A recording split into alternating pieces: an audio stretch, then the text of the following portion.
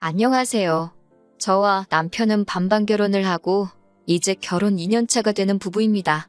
결혼 후에 명절에 인사드리러 가면서 생긴 일입니다. 결혼 전에는 이런 부분에 대해서는 들은 바가 없어서 알지 못했어요.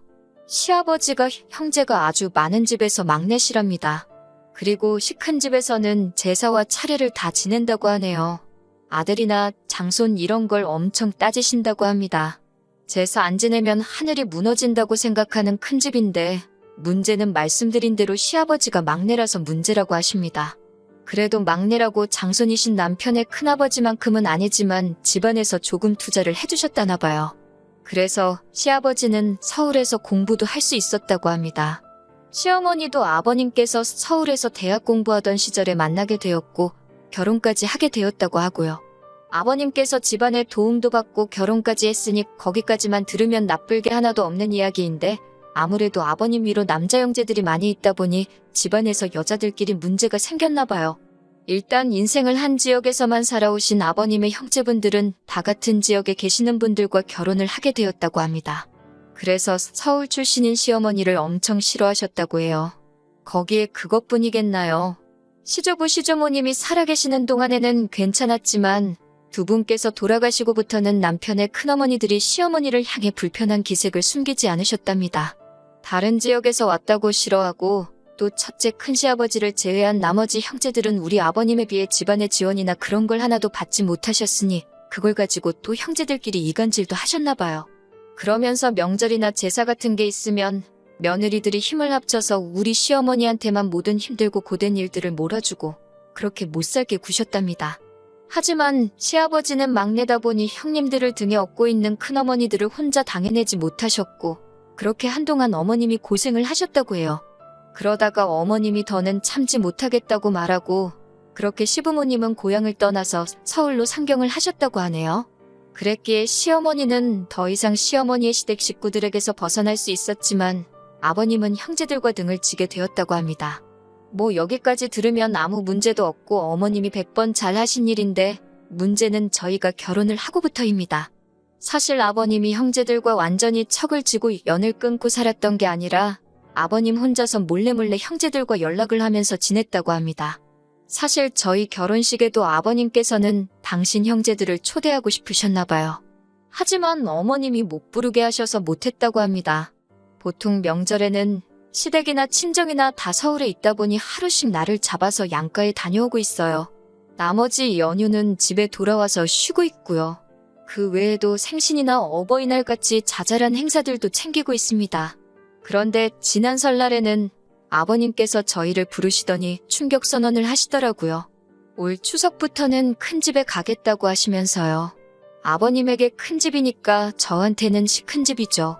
앞서 설명드린 대로인데 어머님도 아버님한테 그게 무슨 소리냐고 하면서 당신 미쳤냐고 하는 겁니다.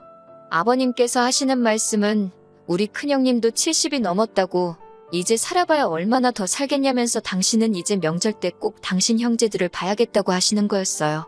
어머님은 미쳤냐고 그 집구석에 네 발로 들어갈 일은 없다고 단호하게 거절하셨습니다.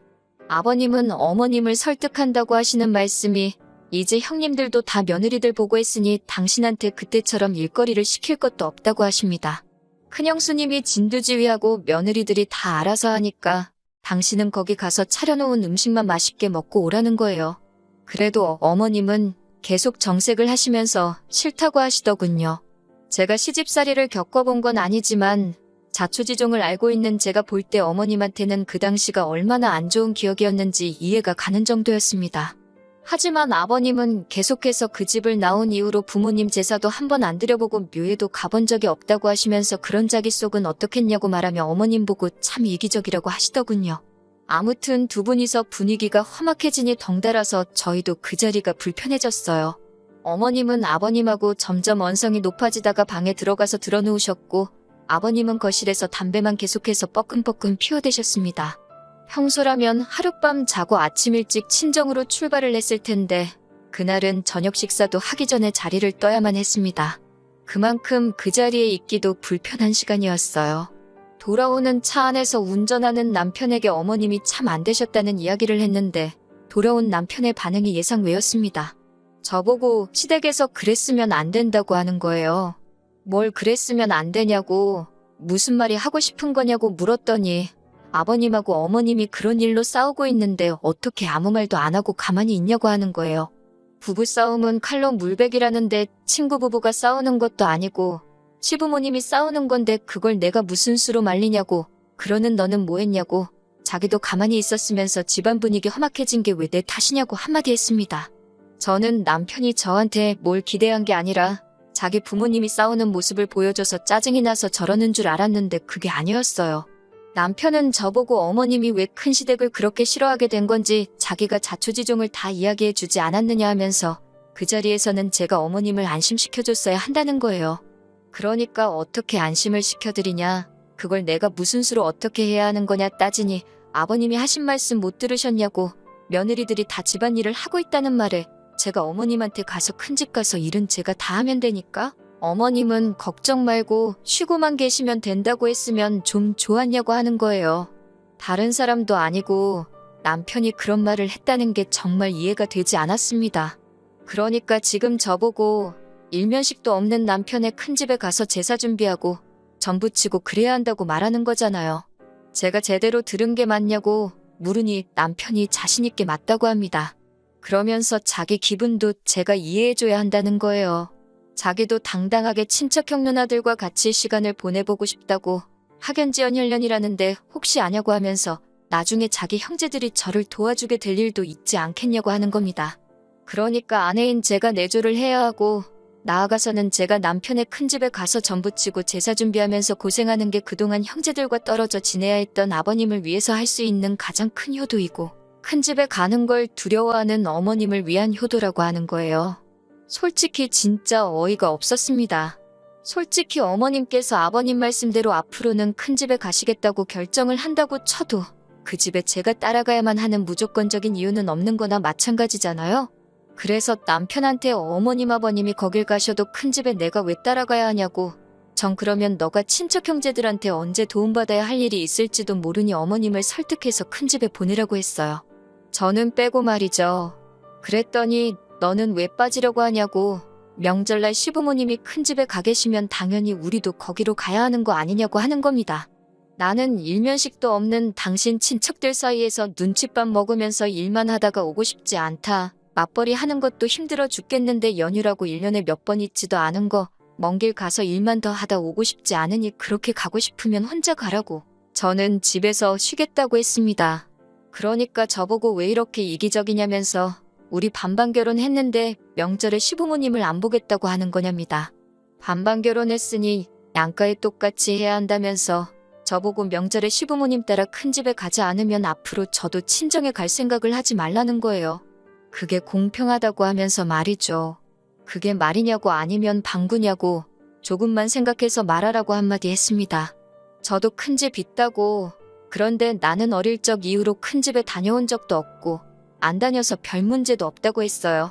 반반 결혼했다고 공평한 거 불공평한 거 따지지 말라고, 전 그러면 시부모님이 큰집 다녀오시고 돌아오신 날에 시댁에서 보자고 했습니다. 그러면 친정부모님도 뵙고 시부모님도 뵙고 공평하게 똑같은 거 아니겠냐고 말이죠. 그렇게 말하니까 아무 말도 하지 못하더라고요. 한참 끙끙대면서 아무 말도 못하고 운전대만 잡고 있던 남편이 너는 어쩜 사람이 그렇게 계산적이냐고 하면서 저보고 조금도 손해볼 줄 모른다고 합니다. 아버님이 그렇게 원하고 남편도 그렇게 원하면 조금 손해보더라도 그렇게 따라줘야 하는 거 아니냐고, 그게 며느리고 아내로서 해야 할 도리가 아니냐고 하는 거예요. 그러면서 지금이야 똑같이 반반 결혼해서 이러고 있지만 앞으로 자기가 회사 다니면서 벌어오는 월급은 저보다 더 높아질 것이고, 심지어 저는 아이가 태어나면 회사를 그만둬야 할지도 모르는데 그때 가서도 공평 불공평 이야기를 하겠냐고 하는 겁니다. 자기였다면 친정 부모님이 같은 상황이었으면 이것저것 생각 안 하고 다 해드렸을 거라고 하면서요. 진짜 너무 열받아서 운전하고 있는 남편 손목을 꺾어서 핸들을 뒤집어 버릴까도 싶었는데 그러면 저까지 위험하니 그렇게까지 하지는 않았습니다. 남편한테 당장 보이는 휴게소에 차를 세우라고 했어요. 그리고 차 세워놓고 남편한테 한바탕 소리를 질렀습니다. 저보고 계산적이라고 했냐고, 손해보는 일 안 한다고 했냐고 따졌어요. 남편은 지금 너가 하는 게 그렇지 않냐. 너 좋은 것만 하려고 하고 싫은 건 안 하려고 하지 않느냐고요. 그래서 지금 내가 손해를 안 보려고 한다고 말을 꺼낸 건 앞으로 시큰 집에 가게 되는 게 나한테 손해라는 걸 너도 알고 있어서 그러는 거 아니냐고 한마디 했더니 또다시 앞을 쌓는 표정으로 아무 말도 하지 못하더라고요. 그리고 월급 이야기가 나와서 말인데 내가 애가 태어나서 회사를 관두게 되는 건 또 뭐가 문제냐고 했습니다. 남이 자식 키우는 것도 아니고 우리 애 때문에 그러는 건데 너는 그걸 계산하는 거냐고요. 그러면 차라리 잘 됐다고 내가 대신 배불러서 애는 낳아줄 테니까 키우는 건 너가 하라고 했어요. 그러면 나도 커리어 안 끊기고 회사 계속 다닐 수 있고 내 월급도 계속 늘어날 테니까 아버님 따라 큰 집 안 가는 것도 공평한 일 아니냐고요. 남편은 쩔쩔매면서 아무 말도 못하고 있더라고요. 그러더니 저한테 하는 말이 글쎄 자기 친구들 와이프는 남편이 가자면 다 따라간다는데 너는 왜 그러냐고 소리를 치더군요. 그래서 네 친구들 와이프들도 반반 결혼했냐고. 내 친구들은 다 남편이 집 해오고 해왔는데 큰 집은커녕 명절에 시댁에도 안 간다더라고. 그러면 우리 반반 결혼한 거 돈으로 돌려주고 대출 없이 집 한 채 해오라고 했습니다. 지원받은 거는 친정부모님께 돌려드리고 그렇게만 해주면 나도 큰 집이건 큰 집 할아버지 집이건 다 따라가 주겠다고요.